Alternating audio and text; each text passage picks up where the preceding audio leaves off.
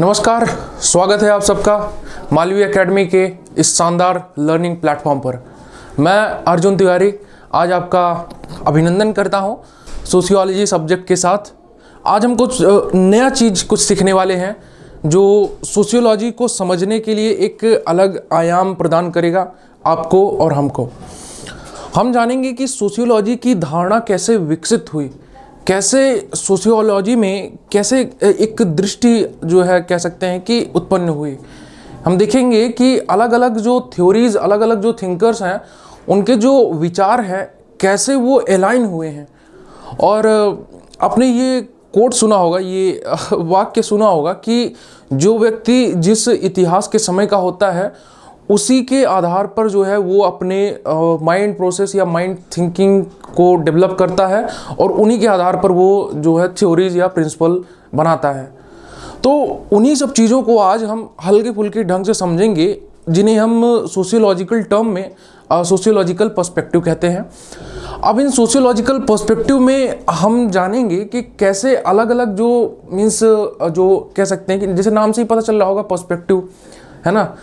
तो हम जानेंगे कि कैसे ये बने हुए हैं और इनकी क्या खासियत है, किसने इसको दिया है, ठीक है। क्योंकि आगे आने वाले जितने भी कॉन्सेप्ट हैं, जितने भी मीन्स थ्योरीज हैं, जो भी आपके सिलेबस के अंदर मीन्स फॉलो इन करता है, उन सब में सोशियोलॉजिकल पर्सपेक्टिव का बहुत बड़ी जो है कह सकते हैं कि मीन्स भूमिका है।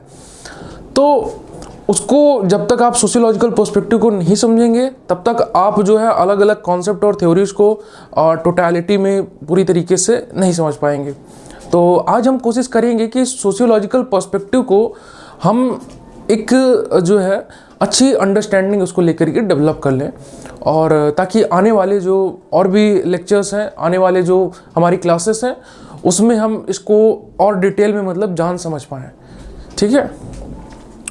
तो कहने का अर्थ ये है कि देखिए कोई भी सब्जेक्ट है तो जैसे अभी हम सोशियोलॉजी की बात कर रहे थे, अगर मैं जनरली एक बात करूं तो कोई भी सब्जेक्ट आप उठाइए, उसमें उन सब सब्जेक्ट को पढ़ने के लिए जैसे पॉलिटिकल साइंस हो गया, हिस्ट्री हो गया, हिस्ट्री के अंदर भी अलग अलग धारणाएं हैं, अलग अलग जो है कह सकते हैं कि विचारधारा प्रोपेलेंट है। हालांकि विचारधारा और धारणा अलग अलग ये चीज़ है, हम समझेंगे इसको भी बाद में।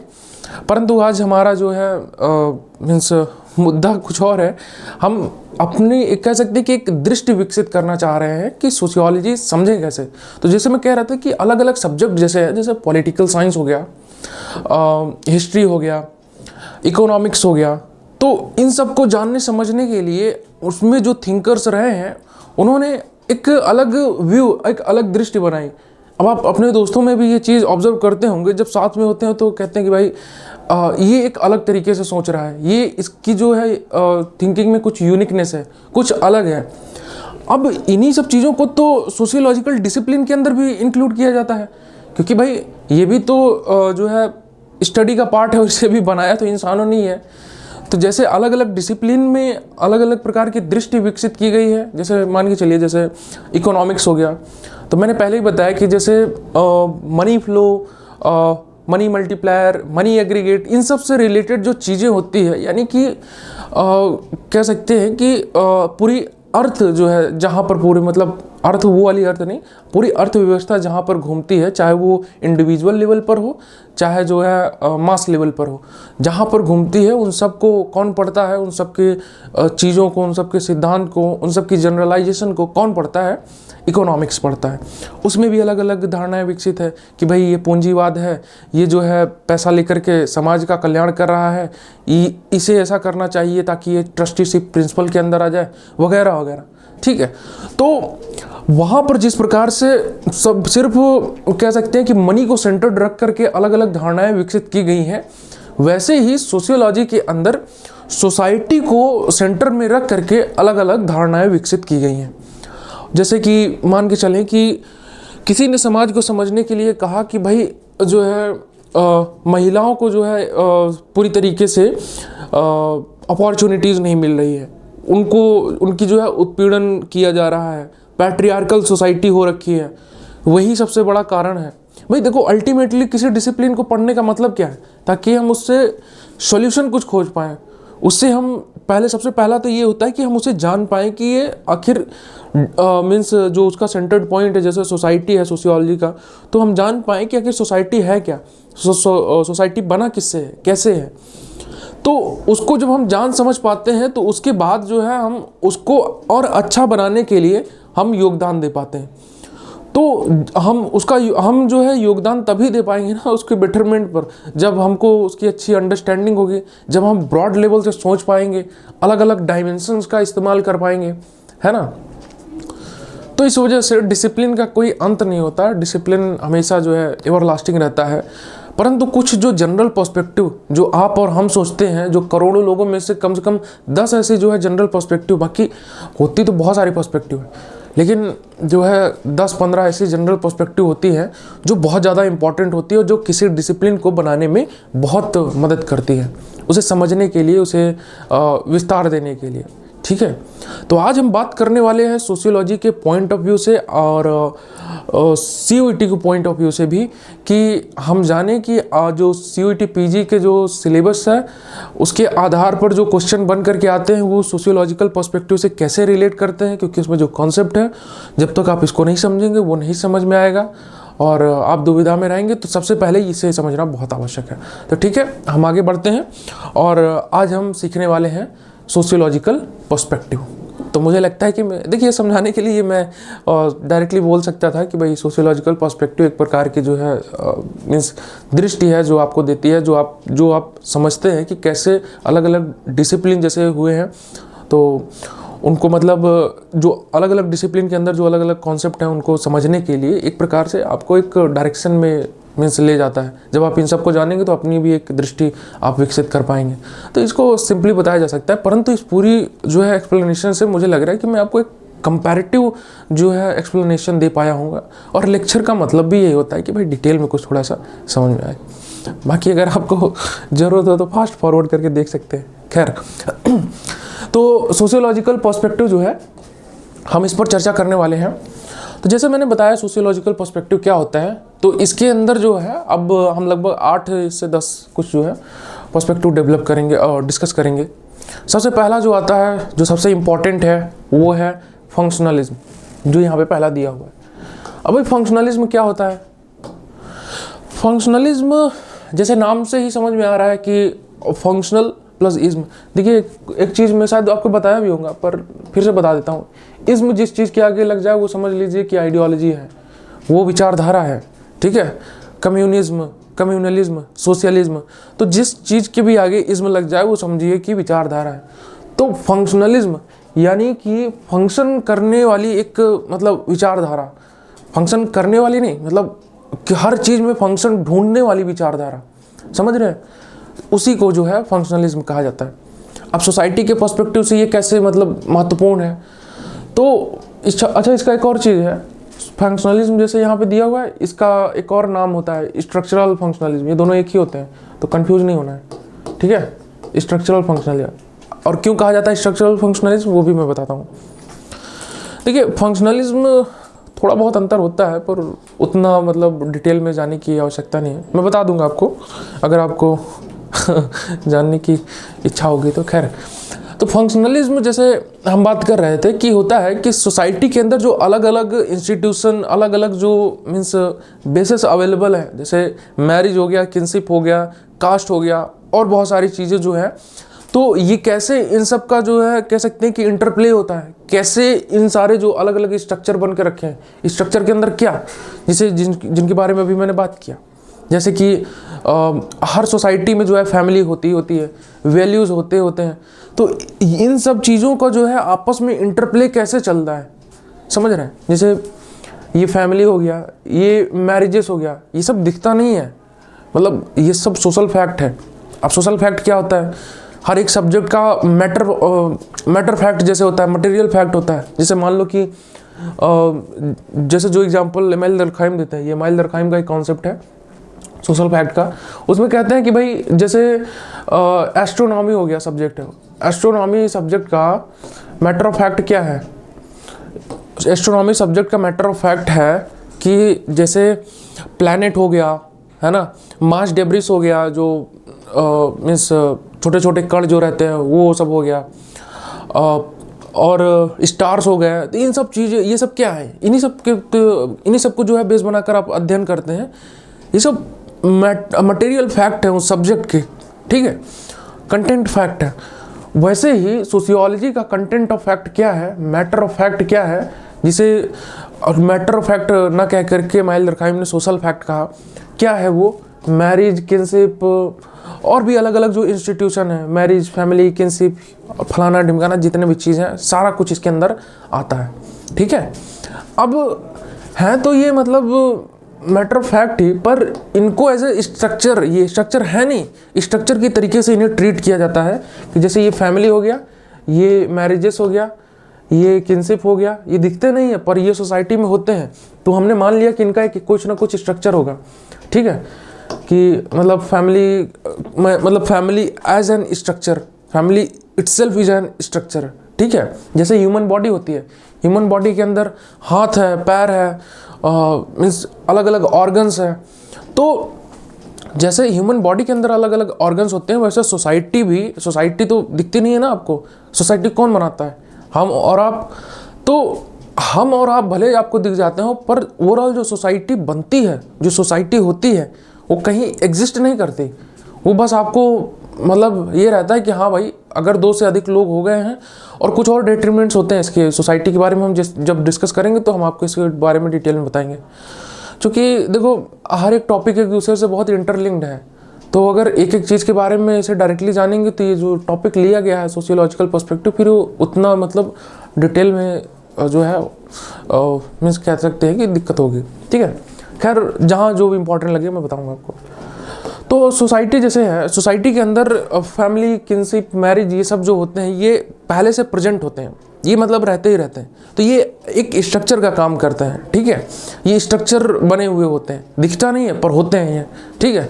अब इन्हीं स्ट्रक्चर का आपस में इंटरप्ले, ये फैमिली मैरिज को कैसे हैम्पर करता है, मैरिज फैमिली को कैसे करता है, ये किनशिप को कैसे बनाता है, और अलग अलग चीज़ें, यानी ये एक दूसरे को कॉम्प्लीमेंट किस हिसाब से कर रहे हैं, और कैसे होकर के मतलब ये एक एग्जिस्टेंस बना करके रह रहे हैं, ठीक है।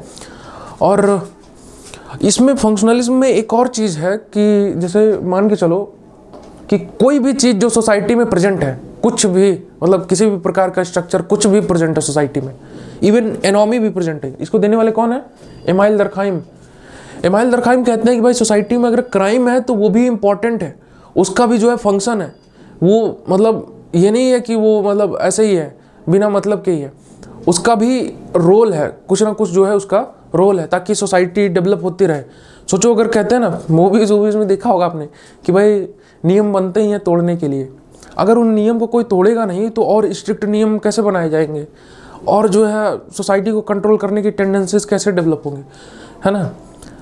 तो और जब एकदम मतलब बहुत ज़्यादा हाई लेवल पर पहुंच जाता है कि भाई बहुत ज़्यादा ही मतलब रेगुलेशन हो रखा है और मतलब कंट्रोल बहुत ज़्यादा स्थापित किया जा रहा है, तो फिर अल्टीमेटली क्या होता है?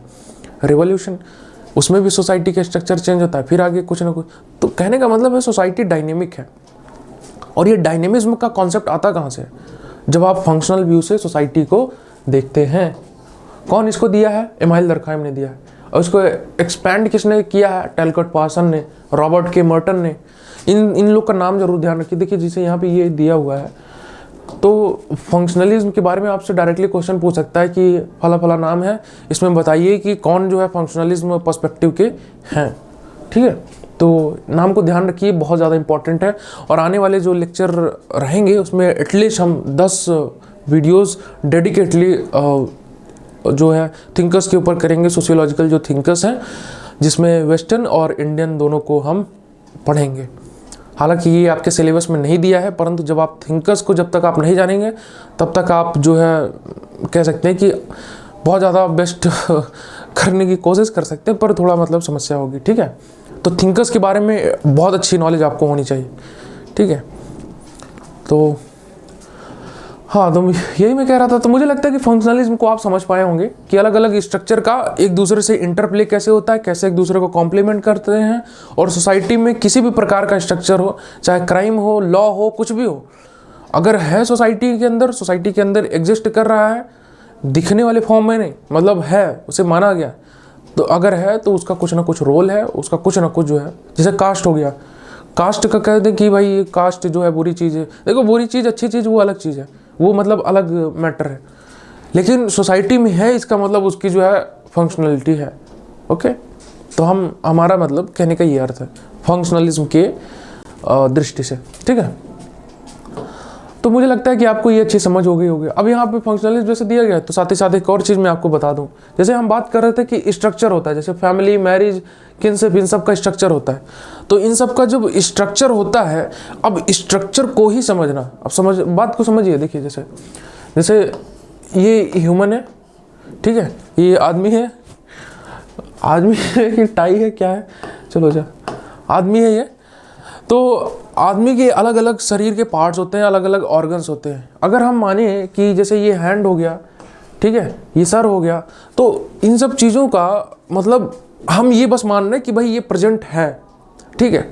इनका आपस में रिलेशन है या नहीं है वो बात की बात है। अगर रिलेशन वगैरह से संबंधित चीज़ों को हम पढ़ने लगेंगे तो फंक्शनलिज्म के अंदर आ जाएगा, और एक दूसरे के को कैसे कॉम्प्लीमेंट करते हैं। अगर हैंड है ही, मतलब ये जैसे शरीर, जैसे हाथ है ही, तो इसका कुछ न कुछ उपयोगिता होगी ही होगी। अगर इस प्रकार की जो है हम धारणा विकसित करते हैं तो फंक्शनलिज्म के अंदर आ जाएगा।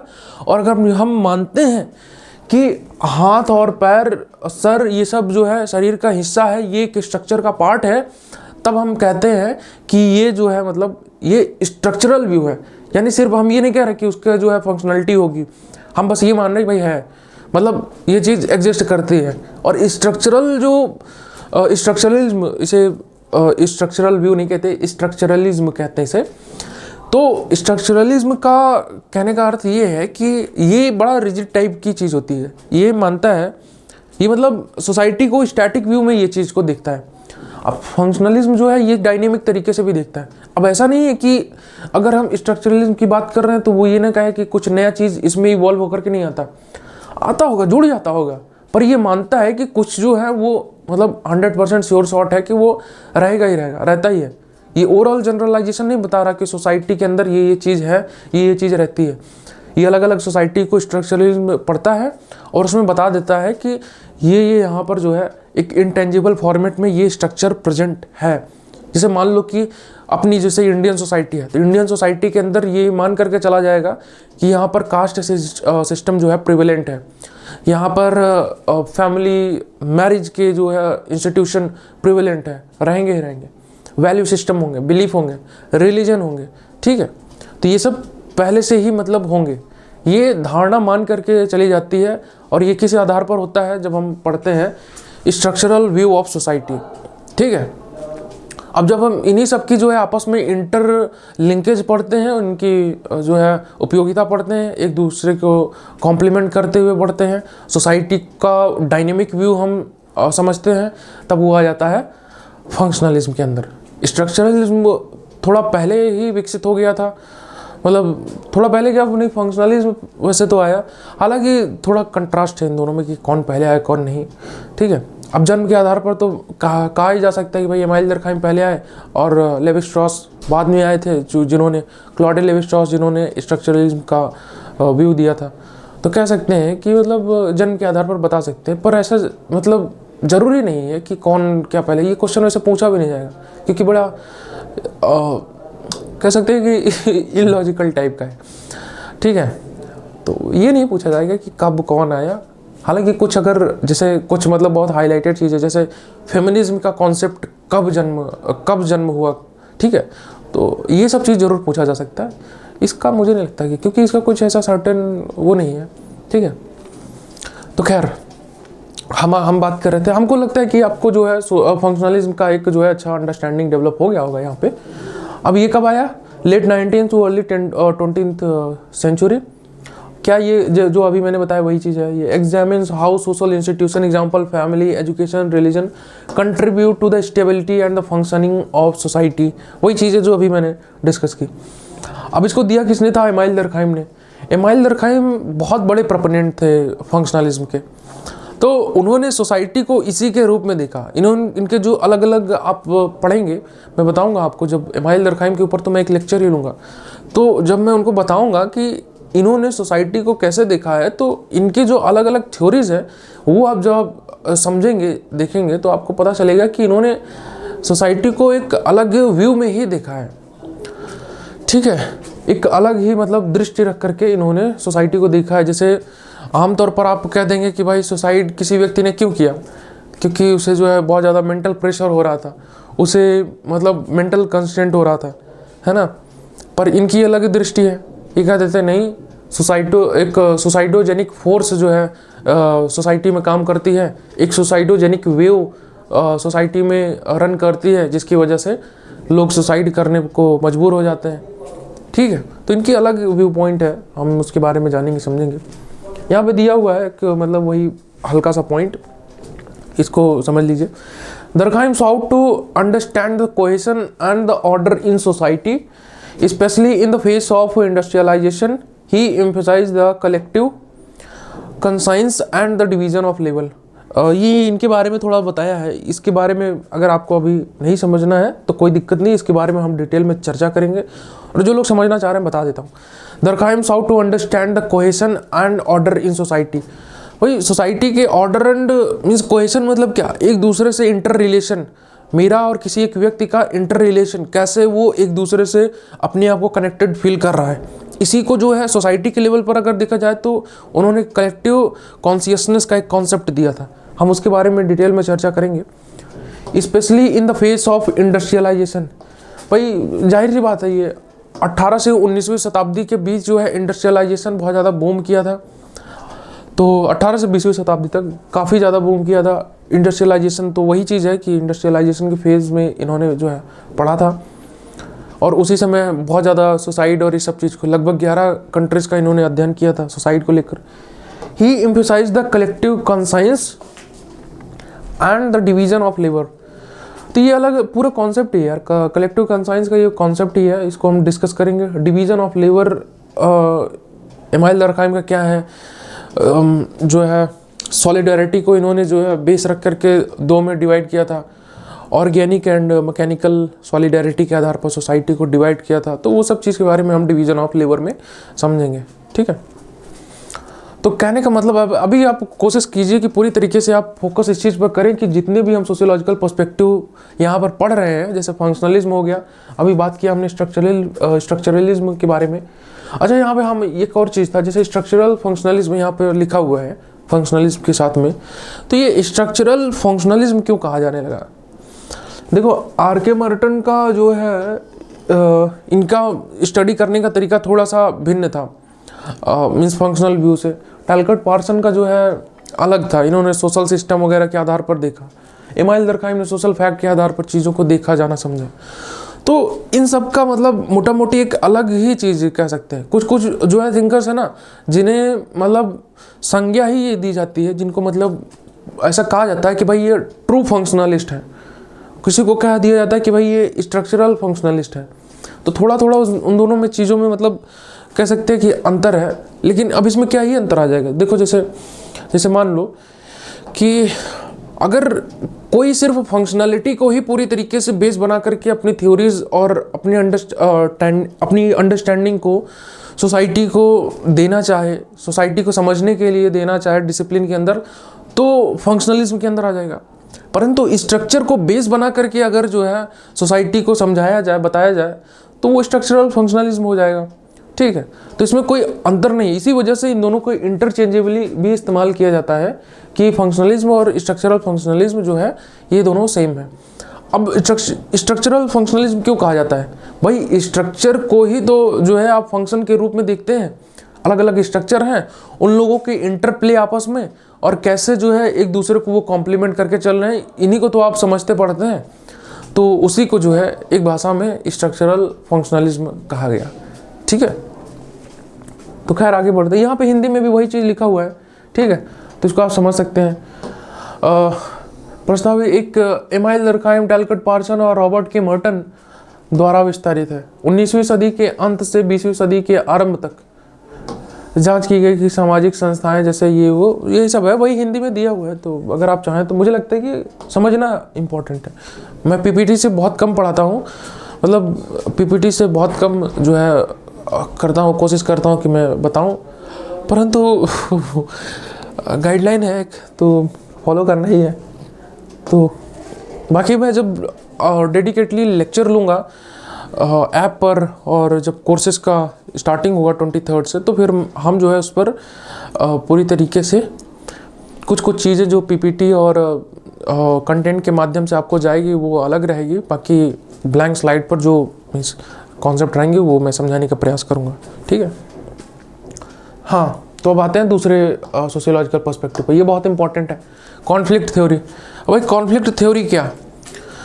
कॉन्फ्लिक्ट थ्योरी ये एक अजब प्रकार की मतलब जो है विचारधारा है, एक अलग प्रकार की जो है सोच है।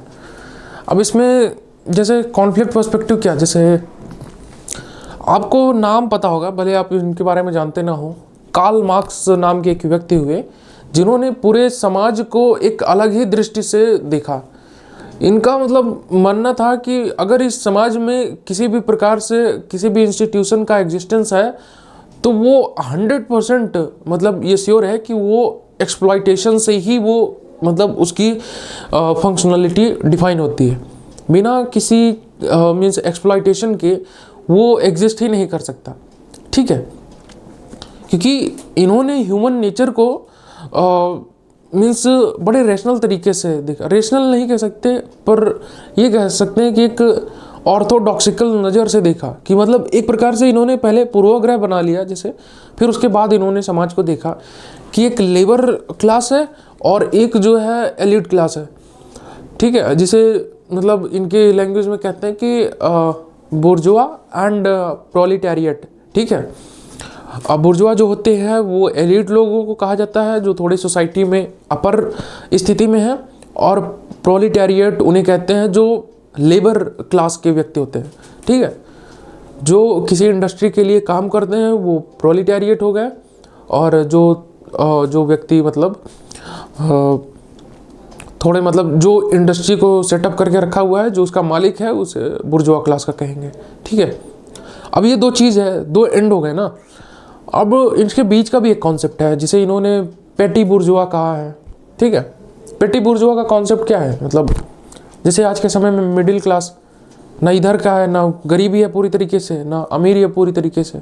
ठीक है, तो ये भी है। अब कह सकते हैं कि ऐसे लोग है जो सोसाइटी में जो कि मतलब ना पूरी तरीके से गरीब है ना अमीर है, तो उन्हें भी मतलब सोशल मीन्स सिक्योरिटी की आवश्यकता होती है। तो इंडियन सोसाइटी के हिसाब से अलग अलग जो सिस्टम, जो स्कीम बनी हुई है जिसके थ्रू उन्हें हेल्प पहुंचाने की कोशिश की जाती है। जैसे कि रिजर्वेशन के थ्रू जो डाउन ट्रोडन पीपल हैं, जिन पर हमेशा से ही सप्रेशन होता रहा है, अत्याचार होता रहा है, जिन्हें दबाया गया हमेशा से ही, उनको मतलब अपलिफ्ट करने के लिए रिजर्वेशन जैसी चीज़ों को लाया गया। पर बाद में ये भी देखा गया कि भाई सोसाइटी में ऐसे भी लोग हैं जो कहने के लिए तो भाई जो एक कैलोरी का जो एक मीन्स कह सकते हैं कि एक मानक जो इस्टेब्लिश है उसको तो क्रॉस कर जा रहे हैं, परंतु उनकी लाइफ कंडीशन बहुत अच्छी नहीं है। ठीक है, कहने का मतलब है कि मिडिल इनकम, इसी वजह से अलग अलग स्लैब बने हुए हैं मिडिल क्लास में, कि lower middle class, upper middle class. ठीक है, तो उनको भी मतलब एक प्रकार से संरक्षण की आवश्यकता है, तो फिर EWS वगैरह का कॉन्सेप्ट आ गया।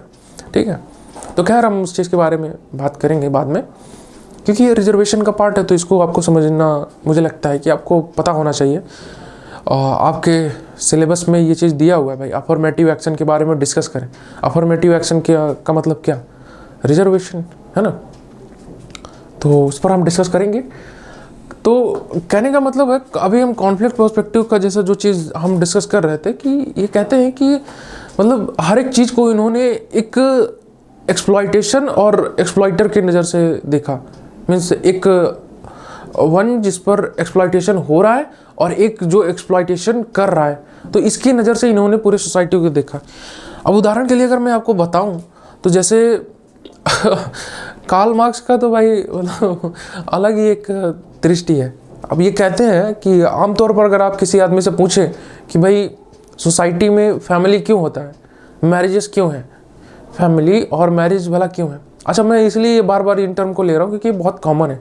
किसी व्यक्ति से अगर आप पूछोगे कि भाई सोसाइटी में आप क्या पढ़ते हो सोशियोलॉजी में, उसे कुछ पता हो ना हो, बस ये ज़रूर कह देगा भाई कि कास्ट, मैरिज, फैमिली, इन सब चीज़ों के बारे में।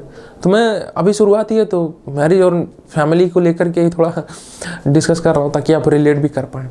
तो खैर, अगर आप नॉर्मल किसी व्यक्ति से पूछेंगे कि भाई फैमिली और मैरिजेस क्यों होते हैं सोसाइटी में, इसका क्या मतलब, क्यों है, ये एग्जिस्ट क्यों करता है, तो जनरल कोई व्यक्ति जिसे सोशियोलॉजिकल अंडरस्टैंडिंग नहीं होगी और थिंकर्स के बारे में पढ़ा नहीं होगा, वो व्यक्ति यही मतलब कहेगा कि भाई थोड़ा व्यक्ति को कंपैसिनेट करने के लिए, प्रोटेक्ट करने के लिए और मीन्स उसे मेंटल और फिजिकल लेवल पर जो है स्टेबिलिटी प्रदान करने के लिए एक फैमिली, एक कुछ जो है अपने लोगों की आवश्यकता होती है, जिसे हमेशा ये फील हो कि कोई तो अपना है, मैं सिंगल नहीं हूँ, कोई तो अपना है।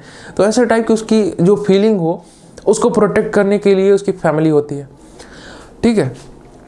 और मैरिज वो इंस्टीट्यूशन है जिसके थ्रू मतलब फैमिली क्रिएट की जाती है, चाहे वो मीन्स ए फाइनल टाइप हो या फिर जो है कह सकते हैं कि मीन्स ब्लड रिलेशन के थ्रू, ठीक है। तो खैर हम इसके बारे में भी चर्चा करेंगे फिलहाल। हाँ, तो मैरिजेस, हाँ, तो मैरिज एक प्रकार का इंस्टीट्यूशन है जिसके थ्रू मतलब फैमिली को प्रोक्रिएट किया जाता है, ठीक है। तो एक आम आदमी भाई यही चीज़ बताएगा और यही होना भी चाहिए, मतलब यही एक प्रकार का जो है चीज़ है। थोड़ा सोशियोलॉजिकल पर्सपेक्टिव से, अलग अलग थ्योरी के हिसाब से ये डिफर करता है। तो कार्ल मार्क्स का पता है क्या इस चीज़ को लेकर के व्यू है कॉन्फ्लिक्ट पर्सपेक्टिव को? वो कहते हैं कि भाई जो फैमिली है ये एक प्रकार से एक्सप्लॉइटेशन का साधन है। ये जानबूझ करके फैमिली को मतलब क्रिएट किया गया है ताकि आज आप जो मेहनत कर रहे हैं, जो प्रॉपर्टी आज आप कमा रहे हैं, वो प्रॉपर्टी आप अपने किसी एक व्यक्ति को प्रदान कर सके। इस वजह से आप मैरिज करते हैं और सेक्सुअल ग्रेटिफिकेशन के थ्रू आप जो है अपनी फैमिली के मेंबर्स को प्रोड्यूस करते हैं एंड उसके बाद जो है आप अपनी प्रॉपर्टी को, जो एक्सप्लॉइटेशन करके आपने जो प्रॉपर्टी कमाई है, उसे आप जो है ट्रांसफ़र कर सके अपने आने वाले जो मतलब जो आपके बच्चे हैं, जो आपके जो चिल्ड्रंस हैं, उनको। तो मतलब कहने का मतलब ये है कि इसमें भी इन्होंने जो है एक विरोध की दृष्टि से देखा है चीज़ों को कि भाई, तो यही इनका एक सबसे बड़ा इनका ये क्रिटिक भी है कि भाई हर चीज़ को आपने जो है प्रॉफिट एंड लॉस की नज़र से ही देखा है और बड़ा मतलब कह सकते हैं कि ऑर्थोडॉक्सिकल नज़र से। तो इस वजह से ऐसे टाइप की जो सोच जो लोग रखते हैं कि भाई सोसाइटी के अंदर जो है सर्वाइवल ऑफ फिटेस्ट टाइप की चीज़ें होंगी। हालांकि ये कॉन्सेप्ट अलग है पर फिर भी यहाँ पे मैं थोड़ा जोड़ करके, तो सर्वाइवल ऑफ फिटेस्ट और ऑर्गेनिक एनालॉजी, ऑर्गेनिज्मिक एनालॉजी, ये जो मतलब ये कॉन्सेप्ट जो है ये थोड़ा अलग है, ये हर्बर्ट स्पेंसर का है। तो इसे आप यहाँ मत सोचिएगा कि ये अगर क्वेश्चन कभी आ जाए कि किसने दिया survival of the fittest and social Darwinism का कॉन्सेप्ट, या फिर कह सकते हैं कि ऑर्गेनिज्मिक एनालॉजी के बारे में, इन सब के बारे में किसने डिस्कस किया है, तो वो हर्बर्ट स्पेंसर है, वो अलग है, ठीक है। इनको इनके साथ मत जोड़िए वो कहते हैं हम अलग हैं, हमको इनके साथ मत जोड़िए। खैर, तो कार्ल मार्क्स जो है मतलब हर चीज़ को ही एक अलग तरीके से देखते हैं। जैसे कि मान के चलिए, उदाहरण के लिए ले रहा हूँ कि सर्वाइवल ऑफ द फिटेस्ट क्या, भाई एक जंगल के अंदर आप जो है संघर्ष कीजिए, मरिए, कटिए, कुछ भी हो, बस आपको जो है जिंदा रहना है। अब जिंदा रहने के लिए मतलब किसी भी हद तक आप जा कर के जीवित रहेंगे। तो इन्होंने इंसान को उस नज़र से देखा है कि भाई इंसान जो है अगर उसे जीवित रहना ही है, अगर उसे खाने की आवश्यकता पड़ेगी और कुछ है नहीं उसके आसपास, एकदम एक्सट्रीम कंडीशन, तो वो इंसानों को हो सकता है कि मार के खाए। और अगर सब कुछ मतलब थोड़ा पेट भरा हुआ है तो कम एक्सप्लॉइटेशन करेगा, और एक्सट्रीम अगर पूरा पेट भरा हुआ है मतलब फुल है तो वो अलग प्रकार का एक्सप्लॉइटेशन करेगा, ठीक है। तो एक्सप्लॉइटेशन की पद्धति कह सकते हैं कि चेंज होती है, पर एक्सप्लॉइटेशन करने की टेंडेंसी नहीं चेंज होती। यही जो है कॉन्फ्लिक्ट पर्सपेक्टिव का मतलब मेन एजेंडा है। तो कहने का ये मतलब है कि और ऐसी विचारधारा को जो लोग फॉलो करते हैं उन्हें कॉन्फ्लिक्ट पर्सपेक्टिव वाला कहते हैं या फिर मार्क्सिस्ट पर्सपेक्टिव के लोग कहते हैं, ठीक है। तो ये ज़रूर ध्यान रखिए, जहाँ पर ये वर्ड आ जाए, ओवरऑल जो कहानी पूरी सुनाई अगर एक लाइन में कहें तो जहाँ पर एक्सप्लॉइटेशन वाली चीज़ आ जाए कि ये एक लेबर क्लास है, ये एलिट क्लास है और जो है इनमें एक्सप्लॉइटेशन का रिलेशन है, तो वो समझ लीजिए कि वो कॉन्फ्लिक्ट पर्सपेक्टिव के दायरे में आता है। ठीक है, दिया किसने था? कार्ल मार्क्स ने। और इसे बढ़ाया किसने?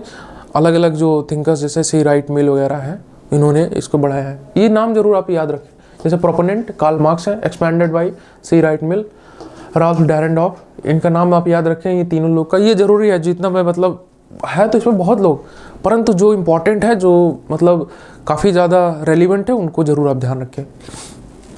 ठीक है, ये कब आया? Mid to late 19th century, developed further in the 20th century, analyze the power dynamics, class struggle and inequality within the society। इन्हीं का इस्तेमाल करके ये जो कॉन्फ्लिक्ट जो व्यू है, इसका इस्तेमाल करके ये क्लास के स्ट्रक्चर को पढ़ते हैं। भाई कास्ट के अंदर आप क्या चीज़ पढ़ते हैं? कास्ट के अंदर की चीज़ें होती हैं कि एक हायरार्की को आप पढ़ते हैं, एक रिजिड स्ट्रक्चर को आप पढ़ते हैं, जिसमें मोबिलिटी का स्कोप नहीं होता है ना, कि आप अगर आपके पास पैसा ज़्यादा आ गया तो आप ब्राह्मण हो गए। ठीक है, तो ये चीज़ है। लेकिन क्लास के अंदर सिर्फ और सिर्फ इकोनॉमी मैटर करता है। उसमें आपका अगर आपके पास जो है पैसा अगर आ गया तो आप हायर क्लास में चले गए, नहीं है पैसा तो लोअर क्लास में है। और अपर क्लास में जो है वो कभी चाहता नहीं है कि जो लोअर क्लास में है वो अच्छा पैसा कमा करके या किसी भी करके जो है अपर क्लास में आ जाए। इस वजह से उसका एक्सप्लॉइटेशन करता रहता है और उसे एलिनेटेड रखता है। ये भी कार्ल मार्क्स का कॉन्सेप्ट है, द एलिनेशन। ठीक है, तो ये सब जो कॉन्सेप्ट है इसके बारे में हम चर्चा करेंगे। कार्ल मार्क्स को भी हम डिटेल में पढ़ेंगे। एमाइल दर्कहाइम हो गए, कार्ल मार्क्स हो गए, ऑगस्ट कॉम्टे हो गए, ठीक है, और मैक्स वेबर हो गए। तो इन सबको जो है हम डिटेल में पढ़ेंगे, क्योंकि ये कुछ जो लोग हैं ये क्लासिकल थिंकर हैं, इनके बारे में जानना बहुत ज़्यादा आवश्यक है, ताकि आप जो है, क्योंकि इनसे क्वेश्चन बनते ही बनते हैं, मीन्स किसी भी हाल में ये क्वेश्चन बनाते ही हैं। ठीक है, अब वही चीज़ यहाँ पे लिखिए। Marx criticized capitalism and believed societal conflict arises from economic inequality between the bourgeoisie and the proletariat. ये इनका जो है मेन फोकस कैपिटलिज्म पर ही रहा। इनकी जो है अलग अलग थ्योरीज भी रही है, इनकी एवोल्यूशन की थ्योरीज भी रही है कि भाई कहाँ से सोसाइटी ग्रो होकर के आया, ठीक है, फिर कहाँ मतलब अलग अलग स्टेजेस से कैसे होकर के आया। ठीक है, तो हम उसके बारे में भी पढ़ेंगे। जब इनके बारे में पढ़ेंगे तो इनका कॉन्सेप्ट हम समझेंगे। अभी पूरी तरीके से फोकस इस पर रखिए कि कॉन्फ्लिक्ट जो यहाँ पर पर्सपेक्टिव दिया जा रहा है वो पर्सपेक्टिव है क्या। ठीक है, उसका जो है अगर आप सेंटर्ड पॉइंट समझ जाएंगे तो ये जो प्रोपोनेंट हैं इन लोग के बारे में हम पढ़ेंगे वैसे ही, जो कि इम्पोर्टेंट है। ठीक है, अब जैसे यहाँ पर राल्फ डैरेंडॉर्फ दिया गया है, इनका बहुत ज़्यादा मतलब इम्पोर्टेंस नहीं है, तो इनका बस नाम याद रख सकते हैं। इनके बारे में डिटेल में ऐसा कुछ खास हमारे सिलेबस के हिसाब से नहीं है। ठीक है, तो यहाँ पे आपने देखा कैपिटलिज्म को आधार बना करके इनका मतलब कहना था कि कैपिटलिज्म का इतना ज़्यादा मतलब जो है प्रताड़ना हो जाएगा कि इसको जो है ओवर चेंज करने के लिए एक क्रांति आएगी, एक रेवोल्यूशन होगा, और उस रेवोल्यूशन के बाद फिर कम्युनिज्म जो है वो स्थापित हो जाएगा। कैपिटलिज्म को ओवरथ्रो करेगा कम्युनिज्म, और कैपिटलिज्म खुद अपने जो है अंत का बीज बोएगा। तो ऐसा करके बहुत सारी चीज़ें हैं, ये सब कोट है, तो हम इसके बारे में भी चर्चा करेंगे। ठीक है, आगे बढ़ते हैं अलग पर्सपेक्टिव के बारे में। सिंबॉलिक इंटरैक्शनिज्म किसने दिया? Proponent G.S. Mead, expanded by Herbert Blumer and Erving Goffman. Erving Goffman का नाम आप ध्यान रख सकते हैं, और G.S. मीड के बारे में तो जो है डिस्कशन होना ही होना है। G.S. मीड जो है ये भी सिंबॉलिक इंटरैक्शनिज्म के बहुत गजब के प्रोपोनेंट हैं। ये विचारधारा जो है सिंबॉलिक इंटरैक्शनिज्म, ये कुछ खास तरीके की विचारधारा है। इसको समझने के लिए आपको मतलब ये जानने की आवश्यकता है कि जो सोसाइटी है, जो सोशल कह सकते हैं कि स्टडी है, जो सोशियोलॉजी की जो स्टडी है वो दो भाग में डिवाइडेड है, एक माइक्रो सोशियोलॉजी और एक मैक्रो सोशियोलॉजी। माइक्रो सोशियोलॉजी के अंदर हम डिस्कस करते हैं कि कैसे जो छोटी छोटी जो एटिकेट्स होते हैं, बिहेवियर होते हैं, और ह्यूमन जो टेंडेंसीज होती है वो कैसे एक सोसाइटी को फॉर्म करने में मदद करती है, ठीक है, माइक्रो लेवल की सोशियोलॉजी के अंदर। एंड मैक्रो लेवल की सोशियोलॉजी के अंदर हम देखते हैं कि कैसे स्ट्रक्चर एक पूरा बना हुआ है और वो एक स्ट्रक्चर का दूसरे स्ट्रक्चर का के साथ इंटरप्ले इस्टेब्लिश है, ठीक है। Micro and macro level of sociology यहाँ पर मतलब लाई करती है। अब इस मैक्रो सोशियोलॉजी में जो स्ट्रक्चर और पावर, स्टेट, डायनेमिक्स, इन सब चीज़ों को पढ़ते हैं वो एक अलग धारणा है। उसके बारे में भी जो है, और जब हम थिंकर्स के बारे में डिस्कस करेंगे तो हम आपको बताएंगे। सिंबॉलिक इंटरैक्शनिज्म के अंदर दो चार जो इम्पॉर्टेंट व्यक्ति हैं, जैसे जीएस मीड हो गए, कूले हो गए, कूले एक व्यक्ति हैं, ठीक है, उनके बारे में हम पढ़ेंगे। लुकिंग ग्लास सेल्फ की एक थ्योरी है उनकी, तो उन सब चीज़ों के बारे में हम जानेंगे। और क्योंकि और एक और है फ्रॉइड, सिगमंड फ्रॉइड, इनके बारे में हम जानेंगे। ये तीन लोग जो है सिंबॉलिक इंटरैक्शनिज्म में बहुत ज़्यादा इंपॉर्टेंट है, ठीक है। सिगमंड फ्रॉइड हो गए, सीएच कूले हो गए, और एक तो दिया ही है जीएस मीड, ठीक है। इन तीनों का नाम आप याद रख सकते हैं। इन तीनों का नाम सिंबॉलिक इंटरैक्शनिज्म के अंदर आता है। यहाँ पे ये टॉपिक दिया हुआ है। तो अब हम समझते हैं सिंबॉलिक इंटरैक्शनिज्म है क्या।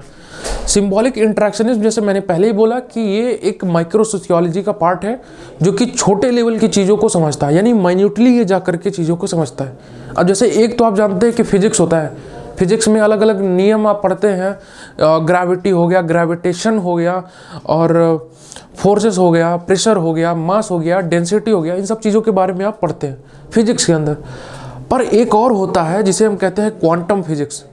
क्वांटम फिजिक्स के अंदर क्या होता है कि आप जो है डिटेल में किसी मास या एटम के अंदर जा करके उसके स्ट्रक्चर और उसके पूरे ओवरऑल फंक्शनैलिटी को आप समझते हैं, और उसको जो है उसके आधार पर किसी भी ऑब्जेक्ट का मीन्स उसकी जो है कल्पना हो पाती है। कैसे वो अलग अलग जो है क्वांटम लेवल पर वो रहता है, कैसे अलग अलग जो है स्टेजेस पर वो मतलब अपनी एनर्जी को बनाए रखता है, इस सब चीज़ों के बारे में आप क्वांटम फिजिक्स के अंदर पढ़ते हैं। तो वो क्या है, माइक्रो फिजिक्स है वो, ठीक है।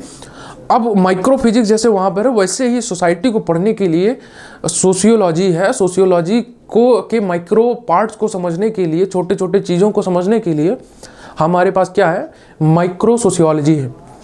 माइक्रो सोशियोलॉजी के अंदर हम जो है जैसे मैंने पहले ही बताया कि जो है एटिकेट्स, बिहेवियर और इन सब चीज़ों को कॉन्ग्रीगेट करके हम कुछ सिंबल और स्ट्रक्चर के चीज़ों को समझते हैं। जैसे मान के चलो कि मेरी पर्सनालिटी है कि मैं किसी चीज़ को बताते हुए, बात करते हुए हैंड मूवमेंट या जेस्चर्स करता हूँ, तो ये मेरी एक पर्सनालिटी को डिफाइन करता है। अब सिंबॉलिक इंटरैक्शनिज्म का मतलब आप ऐसे भी समझ सकते हैं कि मान के चलिए कि एक कहीं पे आप बैठे हुए हैं और कोई एक व्यक्ति आता है और वो मीन्स आई मूवमेंट कुछ ऐसा करता है कि मतलब आँख मारता है तो उसका अर्थ आप क्या समझेंगे, उसका मतलब अर्थ आप समझ जाएंगे ना भाई कि मतलब कुछ एक जो भी टारगेट के कोई व्यक्ति है या फिर कुछ ऐसा, ठीक है।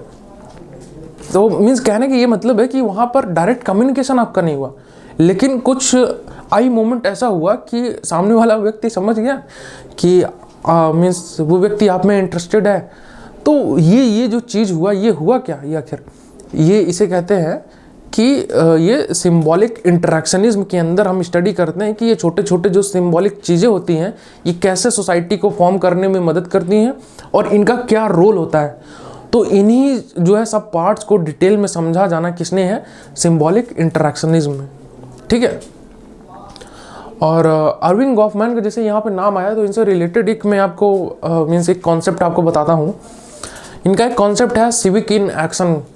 मान लीजिए कि आप कहीं पे बैठे हुए हैं, कहीं मान लीजिए एक मेट्रो में आप जा रहे हैं और मेट्रो में आपके बगल में एक लेडी बैठी हुई हैं एंड वो अपने हस्बैंड से बात कर रही हैं कि उनसे लड़ाई उड़ाई शायद कुछ हुई है और वो काफ़ी गुस्से में उनसे बात कर रही हैं। आप बगल में बैठे हुए हैं, आप सब कुछ सुन रहे हैं, पर आप ये दिखाने का प्रयास कर रहे हैं कि आप कुछ नहीं सुन रहे हैं। ये जो ओवरऑल जो चीज़ हुई, ये जो प्रोसेस हुआ कि you are pretending that you are not listening that particular thing, ठीक है। आप प्रिटेंड करते हैं कि आप वो चीज़ सुन नहीं रहे हैं और आपने कुछ सुना नहीं। तो इसे क्या कहते हैं, civic in action. Micro sociology के अंदर एर्विंग गॉफमैन का ये कॉन्सेप्ट है, ठीक है। तो ऐसी बड़ी मज़ेदार चीज़ें हैं सोशियोलॉजी के अंदर। तो आप हम जब और डिटेल में पढ़ेंगे तो उन्हें समझेंगे। फिलहाल सिंबॉलिक इंटरैक्शनिज्म का जब कॉन्सेप्ट आया तो इसे आप, मुझे लगता है कि मैंने आपको एक ब्रॉड व्यू इससे रिलेटेड दे दिया है, और आगे और डिटेल में हम इनके बारे में चर्चा करेंगे जब और थिंकर्स आएंगे। तो अगर मैं फिर से समअप यही करूँ इसमें सिंबॉलिक इंटरैक्शनिज्म का, तो यही हो सकता है कि भाई जो माइक्रो लेवल के जो सोशियोलॉजिकल स्ट्रक्चर होते हैं इनको डिटेल में सिंबल और मीन्स सिंबल और स्ट्रक्चर का जो है इंटरप्ले आपस में कैसे होता है और वो कैसे सोसाइटी को बनाए रखने में मदद करते हैं, उसको हम सिंबॉलिक इंटरैक्शनिज्म के अंदर पढ़ते हैं, ठीक है। अब फेमिनिस्ट थ्योरी, जैसे नाम से इसके बारे में बहुत लोग आप लोगों में से बहुत लोगों ने सुना होगा कि फेमिनिस्ट मतलब एक मतलब कह सकते हैं कि फेमिनिज्म असल में होता है। फेमिनिस्ट तो वो होता है जो फेमिनिज्म की विचारधारा को मानता है, ठीक है। तो बहुत लोगों को आपने कहते हुए सुना होगा कि भाई ये फेमिनिस्ट है। फेमिनिस्ट का मतलब क्या?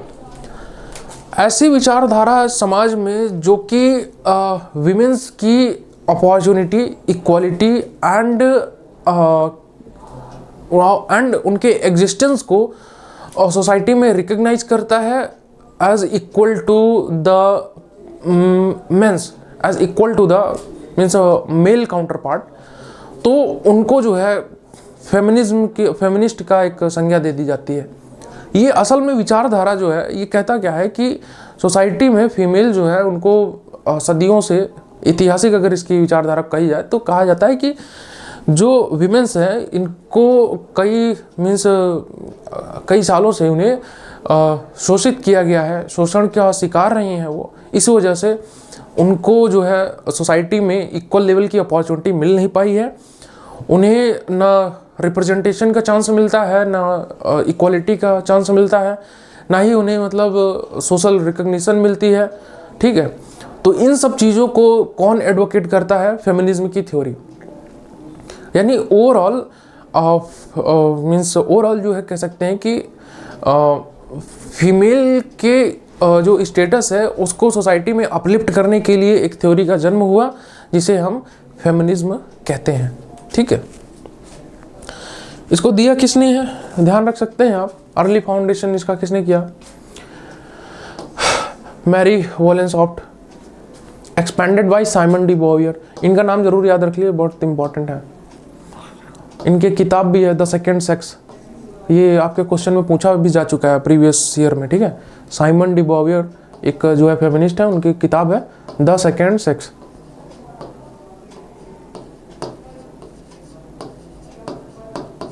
ठीक है। तो ये चीज़ ध्यान रखें। बेटी फ्रीडमैन एंड बेल हुक्स, ठीक है। इनका कोई उतना वो नहीं है, लेकिन इन दोनों का नाम जरूर याद रखिएगा, पढ़ लीजिएगा इन दोनों का भी मतलब हल्का फुल्का, ठीक है।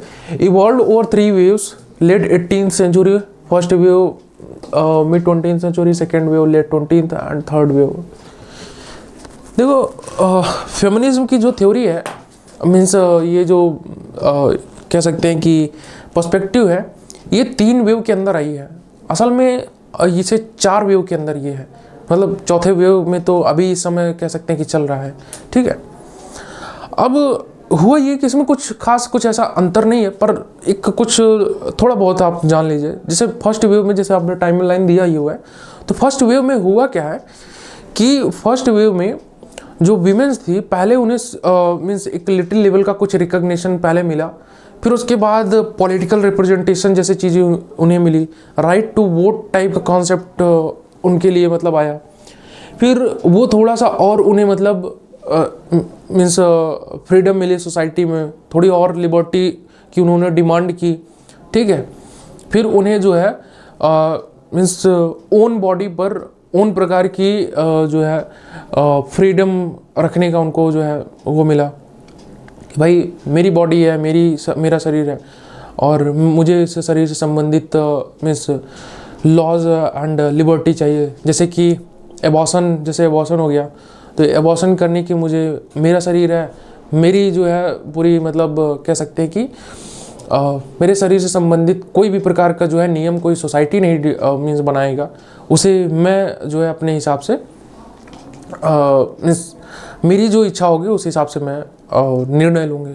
तो ये एक प्रकार की जो विचारधारा है ये थर्ड वेव के अंदर आई कि शुरुआत में क्या सबसे पहला क्या हुआ कि उन्हें जो है वोटिंग का अधिकार कुछ मिला, उन्हें कुछ जो है थोड़ा मीन्स सोसाइटी में सबसे पहले तो रिकॉग्निशन थोड़ा बहुत मिला, फिर उसके बाद political representation and social liberty कुछ उनको मिला, पॉलिटिकल लिबर्टी मिला, पॉलिटिकल रिप्रेजेंटेशन का चांस मिला, फिर उसके बाद जो है उनका बायोलॉजिकल लिबर्टी की जो एक प्रकार से बात होती है वो उस चीज़ उनका उस चीज़ के प्रति मतलब डिमांड हुआ कि वो फिर वो चीज़ भी उनका मिला, ये थर्ड वेव के अंदर हुआ। फिर उसके बाद फोर्थ वेव जो है, फोर्थ वेव का कॉन्सेप्ट असल में एक बार नेट के पेपर में पूछा भी गया था। अगर आप देखेंगे तो नेट के पेपर में ये क्वेश्चन भी आया था कि फोर्थ वेव ऑफ फेमिनिज्म किसे कहा जा सकता है।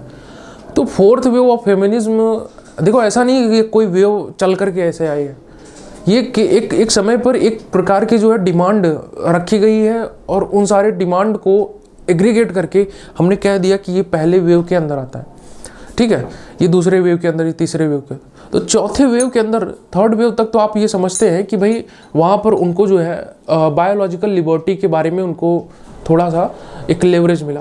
फिर उसके बाद फोर्थ वेव में उन्हें ये कहा गया कि उन्होंने ये चीज़ का डिमांड किया कि सोशल एक्सप्लॉयटेशन उनका ना हो पाए। जैसे कि फोर्थ वेव का अगर एक मूवमेंट का मैं उदाहरण दूँ तो एक मूवमेंट चला था मी टू मूवमेंट। क्या था कि उसमें बहुत सारी वीमेंस जो होती थी इन बॉलीवुड, इन हिंदी सिनेमाज, हिंदी या कई सिनेमाज में, मतलब जो ओवरऑल इंडिया में भी शायद इसका आउटसाइड भी बहुत सारा वो दिखा गया, मतलब बहुत सारी और फीमेल्स ने इसको ज्वाइन कर लिया। खैर, तो इसमें हुआ ये था कि जो फीमेल्स जो होती हैं वो फिल्म इंडस्ट्री के अंदर उन्हें सेक्सुअल फेवर्स देना पड़ता था ताकि उन्हें जो है इंडस्ट्री में रिकॉग्नाइज किया जा सके।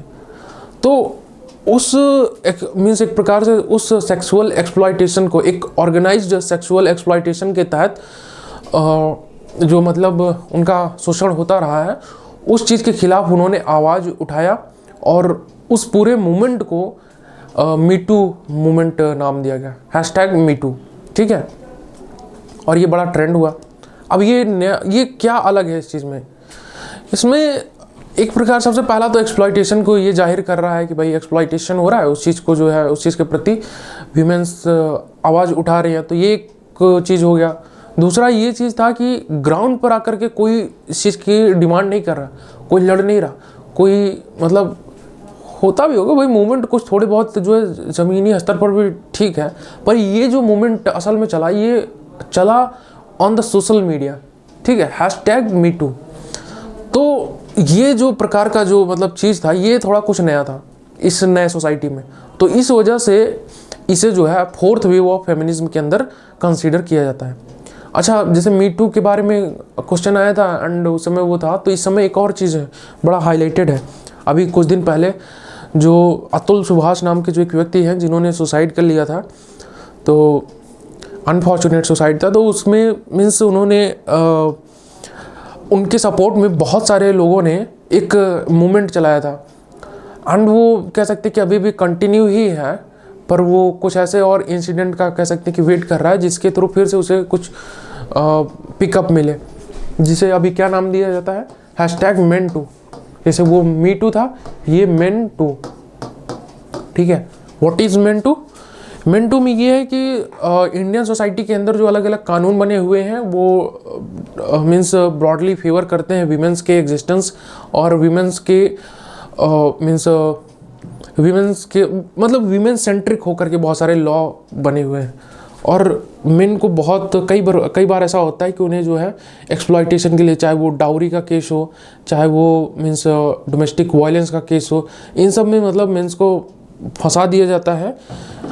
और फंसाना क्या मतलब एक प्रकार से जो है उस लॉ का जो बना हुआ है उसके प्रिंसिपल को इस्तेमाल ना करना और उसे मेंस के लिए मतलब काउंटर एक्सप्लॉयटेशन के लिए इस्तेमाल करना, वो जो है उसको जागृत करने के लिए, उसे मीन्स जाहिर करने के लिए, उसे दिखाने के लिए, उसे लोगों में इसके प्रति एक अलग जगाने के लिए कि भाई ये गलत हो रहा है, और इंडियन जुडिशरी को भी, जुडिशरी तक, लेजिस्लेचर तक ये आवाज़ पहुंचाने के लिए कि भाई हमारे लिए भी, मेंस के लिए भी एक कानून होना चाहिए, उसके लिए ये जो मूवमेंट चला है।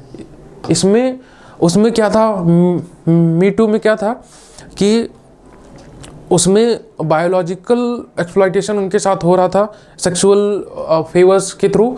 इसमें क्या हो रहा है कि मेंस का एक्सप्लॉइटेशन हो रहा है कि उनको जो है कह सकते हैं कि जुडिशियल अम्ब्रेला के अंदर प्रॉपरली नहीं रखा जा रहा। ठीक है, तो ये मेन टू करके एक मूवमेंट चला था, तो इसे आप ध्यान रख सकते हैं, ये पूछा जा सकता है। तो जैसे ये चीज़ था, मुझे लगता है कि आपको एक ब्रॉड अंडरस्टैंडिंग हो गई होगी फेमिनिस्ट थ्योरी के बारे में, फेमिनिज्म जो है विचारधारा के बारे में। तो वही चीज़ यहाँ पे लिखा है, highlight the gender inequality and challenges patriarchy in social, political and economical context. Feminist scholars aim to dismantle systematic sexism and advocate for equality. ठीक है, वही चीज़ इधर भी दिया है, Mary Wollstonecraft and Simone de Beauvoir, Betty Friedan and bell hook द्वारा विस्तृत वगैरह वगैरह। ठीक है, तो आगे बढ़ते हैं। पोस्ट मॉडर्निज्म,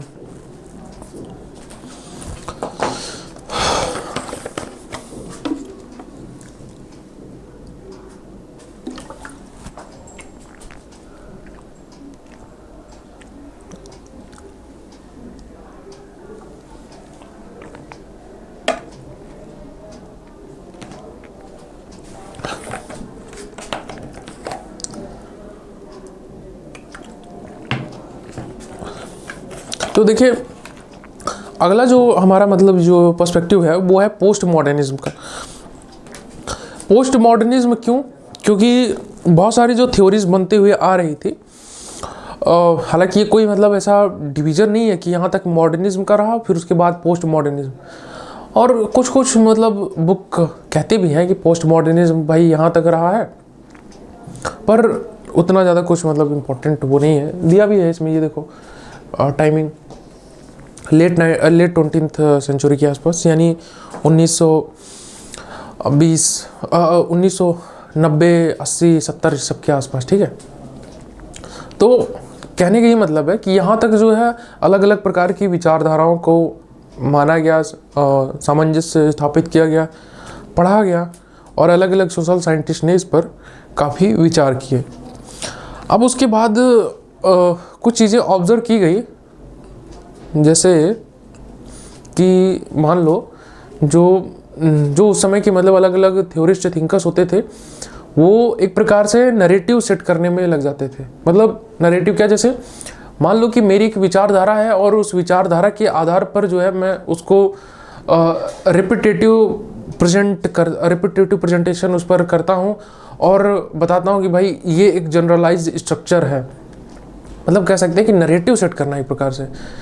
ठीक है, तो उस नैरेटिव के आधार पर जो है मीन्स अलग अलग थ्योरीज, अलग अलग जनरलाइजेशन को इस्टेब्लिश करना। ठीक है, ये हो गया।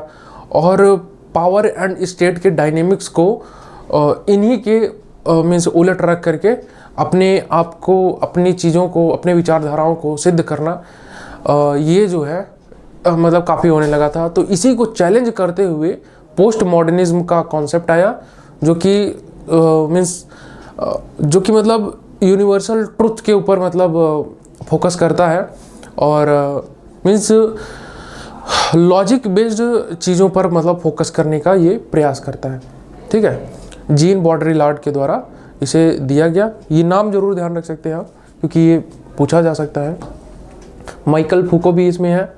ये माइकल फूको जो है, इनका भी नाम, ये तीनों लोगों का नाम याद रखें आप, जीन बॉड्रिलार्ड, माइकल फूको एंड लियोटार्ड। ये तीनों मतलब नाम बहुत इंपॉर्टेंट है, इनका नाम पूछा जा सकता है कि भाई पोस्ट मॉडर्निज्म के अंदर कौन कौन थे। ठीक है, इसमें बहुत ज़्यादा कुछ खास ऐसा मतलब भाई पर्सपेक्टिव में तो है ही खास, लेकिन मुझे लगता है कि इससे संबंधित जो चीज़ थी वो दे दिया गया, आपको बता दिया गया है। तो इन सब के बारे में बहुत ज़्यादा कुछ डिटेल में ऐसा है नहीं जो कि आपके सिलेबस से इंपॉर्टेंट करे। ये सब नेट के पेपर में ज़्यादा रेलिवेंट रहते हैं। ठीक है, तो पोस्ट मॉडर्निज्म का जो मैंने आपको जो चीज़ बताई, ये वही चीज़ यहाँ पे लिखा हुआ है कि questions the universal truth. Grand narrative जो बने हुए हैं उन पर मतलब जैसे कहते हैं ना आर्म चेयर्स थ्योरीज, जो बैठे बैठे मतलब आपने इमेजिनेशन किया कि यूएस में इस प्रकार की गवर्नमेंट है, इस प्रकार का सोसाइटी होगा, इस प्रकार की चीज़ें होंगी। तो मतलब बैठे हुए आप जो है एक जगह पर बैठ करके दुनिया भर की जो है स्ट्रक्चर को आप डिफाइन कर देते हैं और एक नैरेटिव बिल्ड करने का प्रयास करते हैं, जो आपकी विचारधारा है उसके आधार पर जो है आप जनरलाइजेशन करके ये सब चीज़ें बनाते हैं, देते हैं। ये हिस्ट्री के साथ भी बहुत होता हुआ आ रहा है। आपने देखा होगा कि हिस्ट्री में जैसे अभी क्या हुआ कि हिस्ट्री में राम मंदिर से संबंधित मीन्स जब बाबरी मस्जिद जो गिराई गई, इस सब चीज़ से संबंधित एनसीईआरटीज़ में कुछ पॉइंट मेंशन कर दिए गए थे, जो कि मतलब कम्युनलिज्म को एक्सप्लेन करते हुए राम मंदिर के ढह जाने को एक्सप्लेन किया गया था। जब यूपीए गवर्नमेंट थी तब ये चीज़ ऐड किया गया था। अब क्या हुआ कि जब ये एनडीए गवर्नमेंट आई है तो इन्होंने 2019-20 के आसपास या उसके बाद शायद इन्होंने कुछ उसमें चेंजेस कर दिए। उन्होंने एनसीईआरटी से वो एग्जाम्पल हटा दिया है, टोटली मतलब एडजस्ट कर दिया है। तो कहने की ये मतलब है कि जिस प्रकार की जो मेंटालिटी होती है उस समय के लोगों में, उसी प्रकार की वो जो है इतिहास को लिखते हैं, बताते हैं। और वही चीज़ अलग अलग डिसिप्लिन के साथ भी होता है। इसी वजह से तो हम कई जो है विचारकों को पढ़ते हैं, है ना।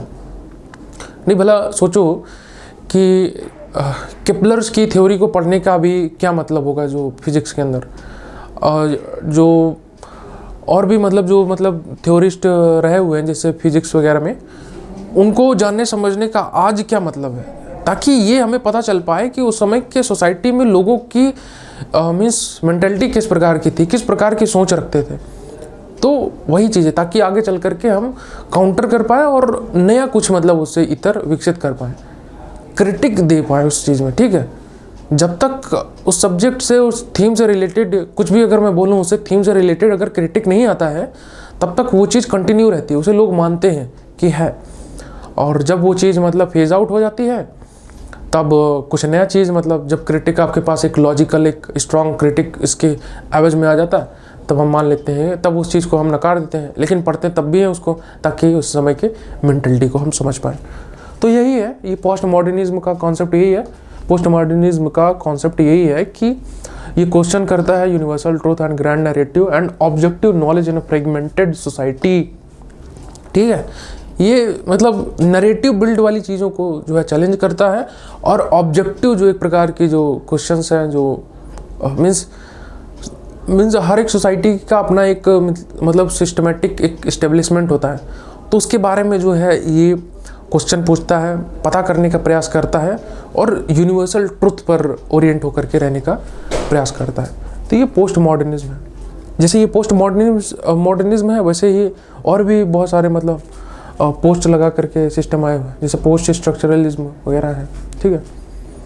तो post modernism arose as a critic of modernist ideologies emphasizing the role of power, language and culture in shaping perception। Language, power और मीन्स कल्चर, इन सब का मतलब जो है इंटरप्ले कैसे एक जो है सोसाइटी को डेवलप करने में मदद करता है, रेदर देन टोटली साइंटिफिक होने के जो है नज़रिए से, ठीक है। तो ये जो है सोसाइटी के इन एलिमेंट्स को महत्व देता है, पावर, लैंग्वेज और इन सब चीज़ को। तो पोस्ट मॉडर्निज्म का मुझे लगता है कि आपको हल्का फुल्का आइडिया हो गया होगा। नाम जरूर याद रख लीजिएगा, और जहाँ पर नैरेटिव इन सब चीज़ों की बात आए कि इन सब चीज़ों को कौन उजागर करता है और यूनिवर्सल ट्रुथ के बारे में कौन बात करता है, ये ज़रूर याद रखिए, क्वेश्चंस द यूनिवर्सल ट्रुथ, ठीक है। कुछ कीवर्ड है, कुछ चीज़ें हैं, उसको आप ध्यान रखें तो आपको चीज़ें ज़्यादा क्लियर समझ में आएंगी, उसे उत्तर दे पाएंगे। यूनिवर्सल ट्रुथ जैसी जो चीज़ है, नैरेटिव जो बिल्ड होने की चीज़ है, ये जहाँ पे आ जाए तो आप समझ लीजिएगा कि वहाँ पर पोस्ट मॉडर्निज्म की बात हो रही है, ठीक है। अब जैसे यहाँ पे सोशल एक्सचेंज थ्योरी है, सोशल एक्सचेंज थ्योरी के अंदर जॉर्ज होमान्स एंड पीटर ब्लाउ, इनका नाम ज़रूर याद रखिएगा, पीटर ब्लाउ, और इनका भी नाम ज़रूर पढ़ लीजिएगा, जॉर्ज होमान्स, ठीक है। अब जैसे यहाँ पे सोशल एक्सचेंज थ्योरी है, अब सोशल एक्सचेंज थ्योरी बहुत ज़्यादा कुछ ऐसा वो नहीं है, इसमें सिंपल सा एक चीज़ है, जहाँ पर कॉस्ट बेनिफिट की बात आ जाए, जहाँ पर mutual means profit and loss की बात आ जाए, तो वहाँ पर जो है आप समझ लीजिए कि सोशल एक्सचेंज थ्योरी के बारे में बात हो रही है। सोशल एक्सचेंज पर्सपेक्टिव टाइप का थ्योरी है, तो मतलब नाम थोड़ा सा से ये एक पर्सपेक्टिव के बारे में बात कर रहा है। जैसे वस्तु विनिमय पद्धति होती थी, द बार्टर सिस्टम, ओके, तो उसके आधार पर जो है मीन्स बार्टर सिस्टम जैसी चीज़ों को कौन अपने अंदर समाहित करता है, सोशल एक्सचेंज थ्योरी, ठीक है। तो यहाँ पे दिया भी हुआ है, ये देखो, cost benefit analysis where individual seek reward and avoid punishment. Reward and punishment की बात कहाँ पे आती है, जहाँ पे कॉस्ट और बेनिफिट की बात होती है, जहाँ पे प्रॉफिट एंड लॉस की बात होती है। तो प्रॉफिट एंड लॉस के थ्रू अपने रिवॉर्ड एंड पनिशमेंट को मैक्सिमाइज मिनिमाइज करने की जो टेंडेंसी है, वो किस प्रकार के पर्सपेक्टिव के अंदर फॉल करती है, सोशल एक्सचेंज थ्योरी। ये डायरेक्ट इसका मतलब जो कह सकते हैं कि उत्तर है, ठीक है। This theory draws on economic and psychology to explain why individual engage in maintain social interactions. भाई स्कूल में आपको जो है डांटा क्यों जाता है, जब आप छोटे बच्चे होते हैं स्कूल में आपको क्यों डांटा जाता है, ताकि आप सोसाइटी के रूल्स एंड नॉर्म्स को फॉलो कर सकें और उनको मीन्स चेरिश कर सकें सोसाइटी में भी और अपने लिए भी, ताकि आप पनिशमेंट को अवॉइड कर सकें, ठीक है, सोशल पनिशमेंट को अवॉइड कर सकें। तो वही चीज़ है कि इकोनॉमिक्स एंड साइकोलॉजी का जो है ये इंटरप्ले है इस थ्योरी के अंदर। The theory draws on economics and psychology to explain why individual engage in maintain social interactions, ठीक है। सोसाइटी में इंटरेक्शन बरकरार रखा जाए, सोसाइटी में इंटरेक्शन बराबर से रहे, इस चीज़ को सोशल एक्सचेंज थ्योरी किस हिसाब से देखता है कि कोई भी व्यक्ति है, कोई भी जो है ग्रुप ऑफ पीपल है, वो जो है एक प्रकार से एक पूरे ओवरऑल एक सिस्टम को फॉलो करते हैं, जिसमें वो पनिशमेंट को अवॉइड करते हैं और रिवॉर्ड को मैक्सिमाइज करने का प्रयास करते हैं। तो ये कौन सी जो है थ्योरी पढ़ती है इसको, सोशल एक्सचेंज थ्योरी। इसमें बहुत ज़्यादा कुछ नहीं है, बस कुछ कीवर्ड आप ध्यान रखें, और मुझे लगता है कि इसका जो क्रक्स है वो मैंने आपको बता दिया, लिखा भी हुआ है, वैसे बहुत सिंपल सही है। मेन वही चीज़ था जो शुरुआत के 3-4 जो मैंने बताया वो मेन था। ये भी है, ये जितने बाकी इसमें जितने मैंने इंक्लूड किए बहुत मतलब फेमसली जो पर्सपेक्टिव रहे हुए हैं उनको मैंने इंक्लूड किया हुआ है, तो इनको ज़रूर ध्यान रखें। अब जैसे क्रिटिकल रेस थ्योरी हो गया, डेरिक बेल जो है नाम है, इनका ज़रूर आप ध्यान रखें। किम्बरले क्रेंसॉ, ये बहुत ज़्यादा इम्पोर्टेंट नहीं है, तो किम्बरले क्रेंसॉ इनका बहुत ज़्यादा मतलब वो नहीं है, तो अब ये जरूर नाम याद रखें आप, डेरिक बेल, ठीक है। डेवलप कब हुआ, 1970 और 80 के बीच में। Investigate how race and systematic racism intersect with law, power and society. Simple है, इसमें कुछ है नहीं। क्रिटिकल रेस थ्योरी सिर्फ बात करता है जैसे कि इंडियन सोसाइटी के अंदर caste and annihilation of caste, जो एक डॉक्टर BR अम्बेडकर की थ्योरी है, वो कैसे मतलब सोसाइटी में रह करके कास्ट की चीज़ों को चैलेंज करती है और उनसे ओवरकम होने की जो 2-3 प्रिंसिपल देती है, वैसे ही टाइप की क्रिटिकल रेस थ्योरी है जो कि स्टेट पावर और इसके डायनेमिक्स को पढ़ती है, समझती है और उनको चैलेंज करती है रेसिज्म को ख़त्म करने के लिए, ठीक है, और एक इक्वलिटी के भाव को लाने के लिए। क्रिटिकल रेस थ्योरी जो है ये एक वेस्टर्न पर्सपेक्टिव है जो कि इंडियन सोसाइटी पर उतनी लागू नहीं होती, लेकिन हाँ बिल्कुल थोड़ा बहुत तो भाई इसका पड़ता ही है भाई। रेस के आधार पर आप किसी को जो है डिफरेंट मानते हैं, ठीक है, क्योंकि रेस 2-3-4 प्रकार के होते हैं, है ना, निग्रॉइड वगैरह होता है और मंगोलॉइड कुछ ऐसे होता है, तो उसके आधार पर लोगों को मीन्स डिफरेंशिएट कर देना, उन्हें मीन्स डिस्क्रिमिनेट कर देना, उन चीज़ों को चैलेंज कौन करता है, क्रिटिकल रेस थ्योरी करता है। तो वही चीज़ लिखा हुआ है, CRT emerged to challenge the racial inequalities and promote the racial justice within legal and social system। कुछ खास नहीं है, बस सिंपल सा इसमें चीज़ है, बस ये जरूर नाम ध्यान रखिए आप। स्ट्रक्चरलिज्म, इसके बारे में हम बात कर ही चुके हैं। ये क्लॉडे लेवी-स्ट्रॉस के द्वारा दिया गया हुआ है। इसमें टोटल ओवरऑल सोसाइटी के स्ट्रक्चर को जाना समझा जाता है और उनको मीन्स बताया जाता है कि भाई ये एज अ पार्ट सोसाइटी में एग्जिस्ट करते हैं। इट डजेंट मैटर कि वो टेंजिबल फॉर्मेट में है या intangible, but they do exist in society. इस चीज़ पर जो है ये फोकस करता है स्ट्रक्चरलिज्म। ठीक है, examines the underlying structure, example language myths that shapes human culture and behaviour. ये लैंग्वेज एंड मिथ क्यों दिया गया है? इसलिए क्योंकि लैंग्वेज और मिथ जो है ये सोसाइटी में एक प्रकार के जो है स्ट्रक्चर के फॉर्मेट में रहते हैं। इसको लैंग्वेज एंड मिथ को डिटेल में बताया समझाया है इन्होंने क्लॉडे लेवी-स्ट्रॉस ने।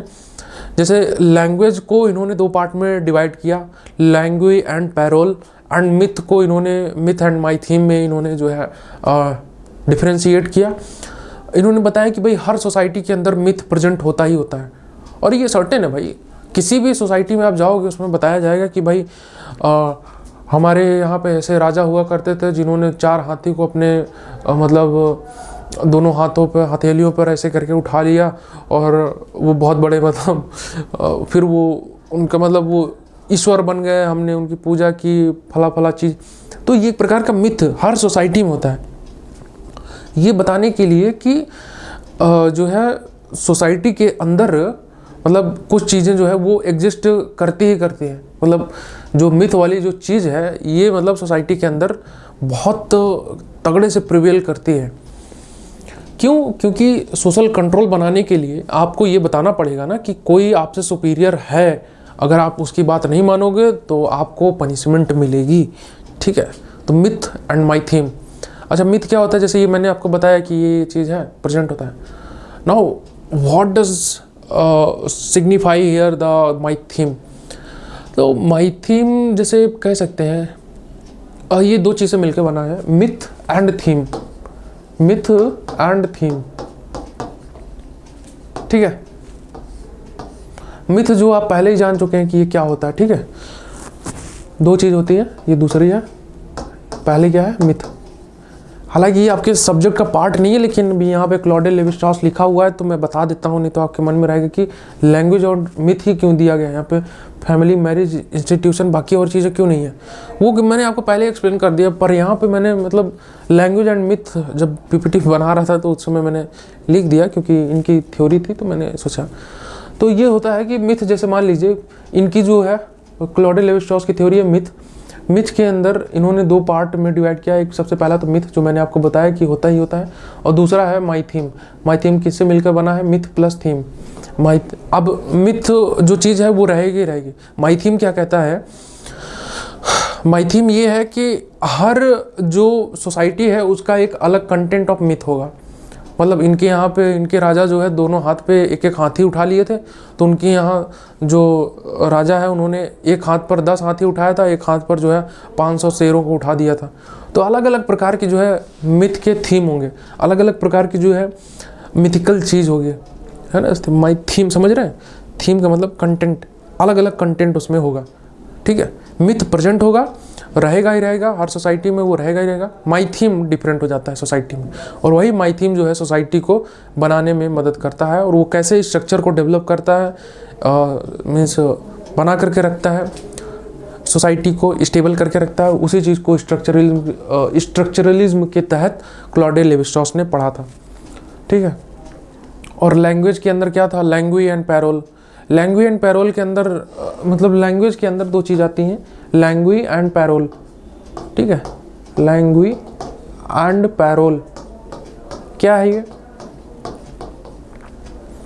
ये है जैसे मान के चलो कि जैसे मान लो कि यहाँ पर इंडिया में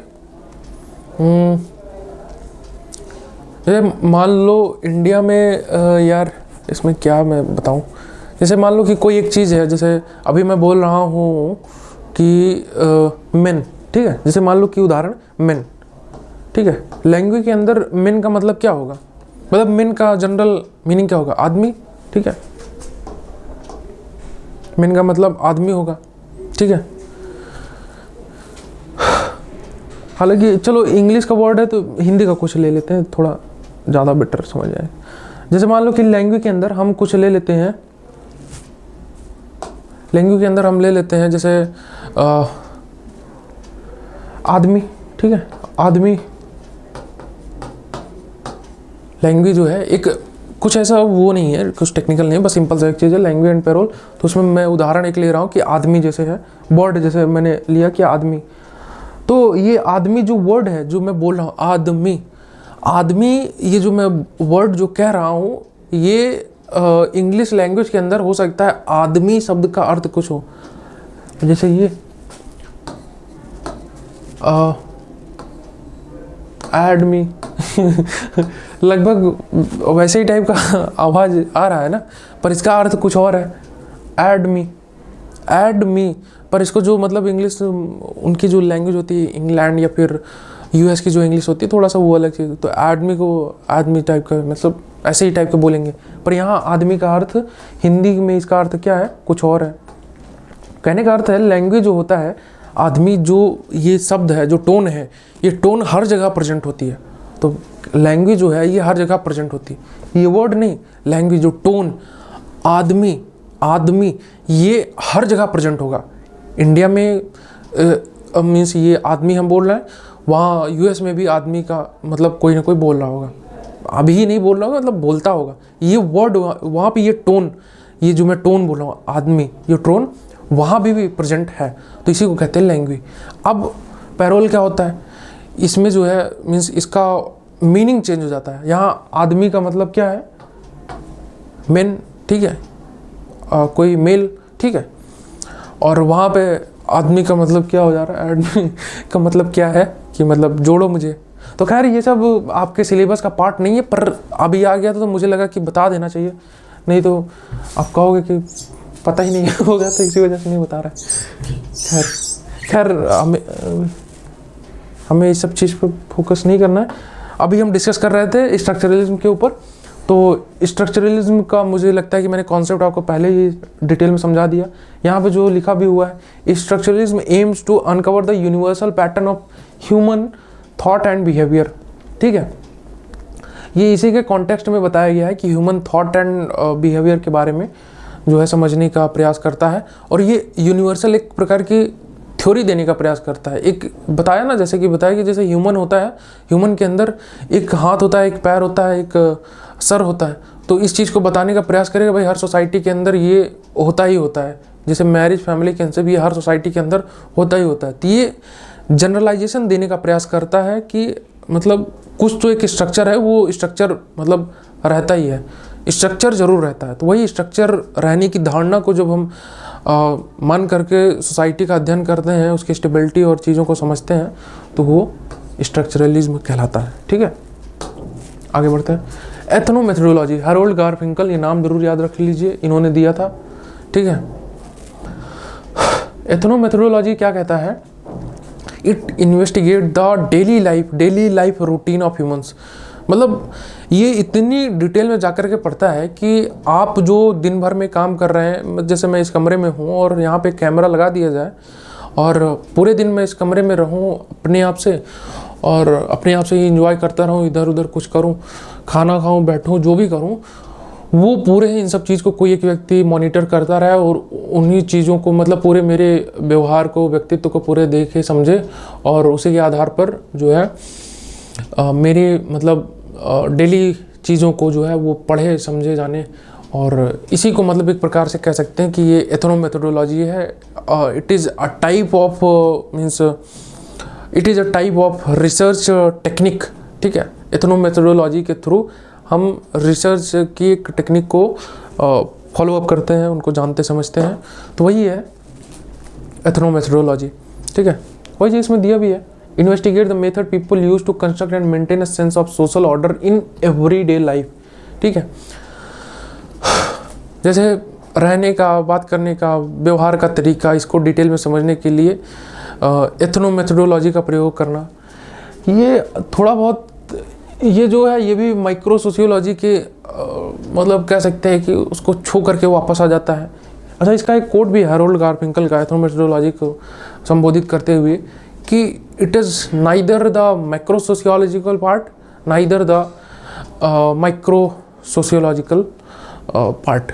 ठीक है, ये इन दोनों के बीच का है, पर इसकी टेंडेंसी हल्की फुल्की मतलब किसी एक की तरफ तो झुकी है, शायद मैक्रो की तरफ हल्की फुल्की झुकी है। ठीक है, तो शायद मैक्रो नहीं है, सर्टेनली नॉट मैक्रो, ऐसा करके कुछ इनका कोड था, मैं आपको बता दूंगा वो कोड क्या था। तो कहने का ये मतलब इन दोनों के बीच में ही लटका हुआ है। एंड ये क्वेश्चन पूछ सकता है कि किसने कहा था इस एथनो मेथोडोलॉजी को, या फिर एथनो मेथोडोलॉजी को किसने ऐसे डिफाइन किया था कि ये ना तो माइक्रो है ना माइक्रो है, ना माइक्रो है ना मैक्रो है। हैरोल्ड गारफिंकल, याद रखना ये नाम, ठीक है, इंपॉर्टेंट है। जैसे मैंने बताया कि डेली लाइफ का, अब ये जहाँ पे वर्ड आ जाए एवरीडे लाइफ के बारे में कौन सी मतलब मेथोडोलॉजी अच्छे से पढ़ती है। अच्छा, एक नाम मैं आपको 2-4 तो बता दूं, मैं आपको टर्म से रिलेटेड कई चीज़ों के बारे में बताऊंगा। देखिए बहुत सारी चीज़ें हैं जो आपके सिलेबस में दिया गया है, पर डायरेक्टली वो नहीं है, आप समझने की कोशिश करेंगे तो वो डायरेक्टली नहीं दिया। जैसे और आपको लगेगा कि यार ये कहीं स्पेलिंग मिस्टेक होकर के तो नहीं आ गया, चीज़ वही है। एथनो मेथोडोलॉजी हो गया, फिर उसके बाद यहाँ पे हो गया ethnography, ethnography, ethnography, ethnology, ethnology,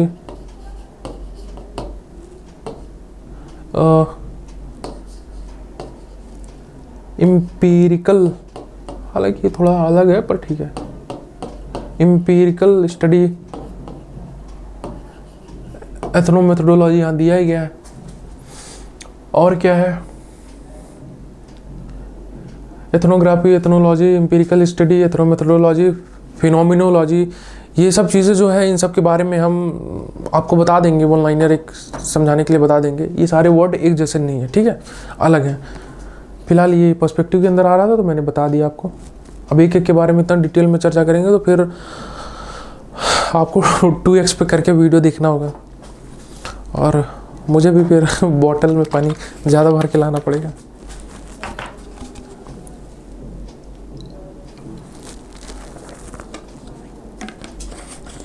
अब चिंता मत कीजिए, देखिए हर एक चीज़ को हम डिटेल में समझेंगे, कुछ छोड़ने वाले नहीं हैं, ठीक है।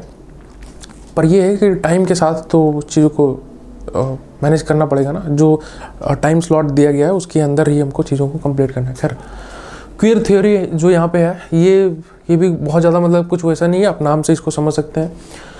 जूडिथ बटलर ने इसको दिया था, ये कौन सा नाम है भाई, अच्छा ये था किताब में तो मैंने मेंशन कर दिया, ईव कोसोफ्स्की, क्या ये ठीक है, इसको मत ध्यान रखिए, अब उतना कुछ वो नहीं है।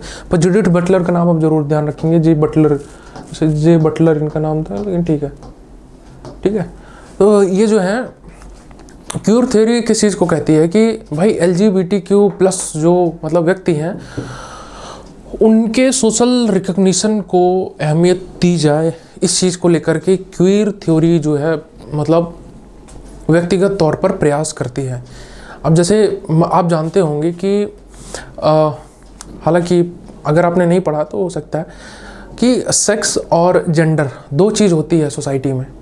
The gender is something which can be termed as the product of social construct, मतलब it has been prepared by society.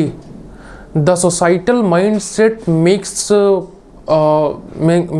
proper the gender perspective, ठीक है। While the sex is something we call as the biological construct. Your biological orientation defines the what kind of sex you have, ठीक है। Sex मतलब होता है biological construct आपका, and the gender is the social construct. You are male और female, it is defined by the male and female. If you are the male और female, it is defined by the sexual orientation of your, while if you are a man or women, it is defined by the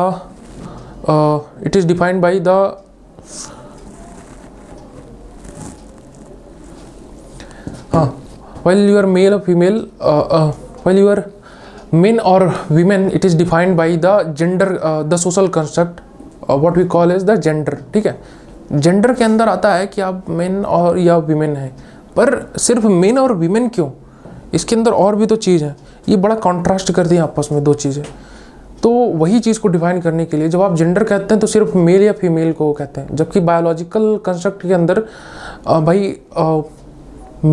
mail और female भी हो सकता है और LGBTQI+ भी लोग हो सकते हैं, तो वो चीज़ आ जाती है। तो वही चीज़ इसमें बताने का कोशिश किया जाता है इस क्यूयर थ्योरी के अंदर कि भाई सिर्फ मेन एंड वीमेन ही सोसाइटी के अंदर नहीं होते in the umbrella term of gender. You have to consider the people with different biological orientation and they do exist in society, but they are oftenly negated with various counterpart of a society level in the societal level. Okay, तो इन्हीं चीज़ों को social recognition देने के लिए अलग अलग means thinkers आए और उन्होंने अपनी अपनी थ्योरीज दी, जिसमें कंबाइनली जिसे एक कह सकते हैं कि क्वीर थ्योरी कहा जाता है। और इस क्वीर थ्योरी के अंदर हम डिस्कस करते हैं कि भाई लोगों को जो people with different sexual orientation उन्हें भी रिकॉग्नाइज किया जाए, ठीक है। और इसी वजह से आप देखते होंगे कि सोसाइटी में अभी इस समय बड़ा मतलब वेव चला है एक प्रकार से सोशल, मतलब कह सकते हैं कि सोशल अवेयरनेस बहुत ज़्यादा इस चीज़ को लेकर के बढ़ रही है कि लोगों को, मतलब जैसे एक आपने सुना होगा प्राइड डे करके एक वो चल रहा था, एक मुहिम चल रही थी जिसमें मतलब इन लोगों के एग्जिस्टेंस को एक दिन के रूप में स्वीकार्यता मतलब मिले, इसके लिए मतलब एक दिन ही पूरा उनके डेडिकेट किया जाता है। तो ये सब चीज़ें हैं सोसाइटी में। तो इन सब का थॉट कहाँ से आता है? क्वीर थ्योरी के ये जो पर्सपेक्टिव है यहाँ से ये डेवलप होता है और इन्हीं को जो है थिंकर मान करके पढ़ते हैं। ये मॉडर्न कॉन्सेप्ट है, पहले इसका मतलब कॉन्सेप्ट नहीं था, ठीक है। Challenges the normative understanding of the gender and sexuality, emphasizing the fluidity and diversity, ठीक है। सिर्फ वही है कि प्लस और माइनस में रह करके आप सोसाइटी को ना देखें, ये कहने का प्रयास करता है कि सिर्फ मेन एंड वीमेन को करके आप सोसाइटी को ना देखें। और मेन एंड वीमेन किस आधार पर? अगर आपके लंबे बाल हैं, अगर आपकी जो है आपके कपड़ा पहनने का स्टाइल अलग है, आपके बात करने का तरीका अलग है, आपके एटिकेट एक डिफरेंट वे में है, मीन्स एक कह सकते हैं ना कि जैसे अलग एक तरीके से है, तो आप फिर मीन्स वीमेन के उसमें कैटेगरी में आ जाते हैं। ये मैं नहीं कर रहा हूँ, ये सोसाइटी के अंदर ये मतलब एक प्रकार से मीन्स एक जनरल अंडरस्टैंडिंग होती है, तो उस चीज़ को ये नेग्लेक्टिफाई करता है कि ये गलत है भाई, ऐसा नहीं होना चाहिए, ठीक है। तो वही चीज़ है। और मेल है, अगर जैसे अभी तो आजकल बड़ा कॉन्सेप्ट भी निकला है अल्फ़ा मेल, ढिमाका मेल, ये सब फालतू की चीज़ है। तो खैर ठीक है, हटाओ वो चीज़। तो आप ये समझ रहे होंगे ये एम्फसाइजिंग फ्लूइडिटी एंड डाइवर्सिटी की अलग जो है सेक्सुअल ओरिएंटेशन के जो लोग हैं उनको भी जो है रिकॉग्नाइज किया जाए। तो क्वीयर थ्योरी के अंदर ये जो है क्रिटिक करता है कि heteronormativity and advocate for the deconstruction of fixed identities. वही है, वही चीज़ लिखा हुआ, deconstruction of fixed identity. Heteronormativity क्या है? मतलब एक नॉर्म आपने मतलब सेट कर दिया है कि भाई ऐसे ही होगा, पर उस चीज़ से इतर होकर के भी तो चीज़ों को देखो, ठीक है। तो मतलब एक अब इस चीज़ को मतलब जैसे ये टर्म ही दिया गया है, क्रिटिक द हेट्रोनॉर्मेटिविटी, ठीक है। मतलब जो एक स्टैंडर्ड आपने सेट कर दिया, उसके इतर हट करके ऐसे लोग भी हैं जिसको मतलब जिनको सोशल रिकॉग्निशन की आवश्यकता है, वो भी वोट देते हैं, वो भी सोसाइटी में एग्जिस्ट करते हैं, सोसाइटी को अपलिफ्ट करने में उनका भी पार्ट होता है, तो उनको सोशल रिकॉग्निशन दिया जाए। And they purview under the territorial boundary of a country. ये हर कंट्री की बात होती है, कोई एक मतलब पर्टिकुलर कंट्री या सोसाइटी तक की बात नहीं है, ठीक है। मुझे लग रहा है कि आपको आइडिया होगा। तो यहीं तक हमारी बात थी। अब हम आगे मतलब और चीज़ों के बारे में चर्चा करेंगे आने वाले और सारे लेक्चर्स में। हम देखेंगे कि अभी जैसे आज हमने पर्सपेक्टिव को देखा, पर्सपेक्टिव की जो चीज़ें हैं जो मतलब किसने डेवलप किया, क्या कैसे हुआ, इसको आप ज़रूर नोट कर लेंगे। जो बीच बीच में मैंने कुछ आपको पॉइंट्स बताए, कुछ वन लाइनर टाइप की चीज़ें बताई, उन चीज़ों को आप ध्यान में रख लें। आपको इनकन्वीनियंस ना हो, वरना मुझे ब्लैंक स्लाइड पर ही पढ़ाना पसंद है, मतलब गाइड करना पसंद है। और आपको इनकन्वीनियंस ना हो, कोई चीज़ जो है मिस आउट ना हो जाए, इस वजह से बोर्ड पर लिखा रहता है, तो उस चीज़ को आप नोट कर लें, उस चीज़ को अच्छे से समझ लें और पढ़ाई के प्रति अब और ज़्यादा सजग हो जाएं, क्योंकि समय नज़दीक है। और हम कोशिश करेंगे कि अभी जब से ये कोर्स स्टार्ट होगा तो आप प्रॉपर तरीके से इससे जुड़ें, और जो भी मतलब इससे रिलेटेड जो भी आपको मतलब कोई भी इससे संबंधित कुछ क्वेरी होगी, कुछ भी होगा, तो आप बेझिझक जो है क्वेश्चन ड्रॉप कर सकते हैं। हम उस पर चर्चा करेंगे अगले लेक्चर में और बात करेंगे कि आगे और भी क्या चीज़ें हैं जो सोशियोलॉजी के पर्सपेक्टिव से हम डिस्कस कर सकते हैं। तो फिलहाल आज के लिए इतना ही, और आगे के और भी जो मतलब टॉपिक रहेंगे हम उस पर डिटेल में आगे चर्चा करेंगे। तो पर्सपेक्टिव को आप ध्यान से पढ़ें, समझें, क्योंकि इन्हीं के इर्द गिर्द सारा कुछ घूमेगा, और जो भी इसमें चीज़ें हैं उन्हें आप माइंड में बना करके रखें। तो चलिए मिलते हैं फिर एक नए लेक्चर में, एक नए एनर्जी और एक नए टॉपिक के साथ। ठीक है, चलिए बहुत बहुत धन्यवाद और पढ़ते रहिए। मिलते हैं फिर से।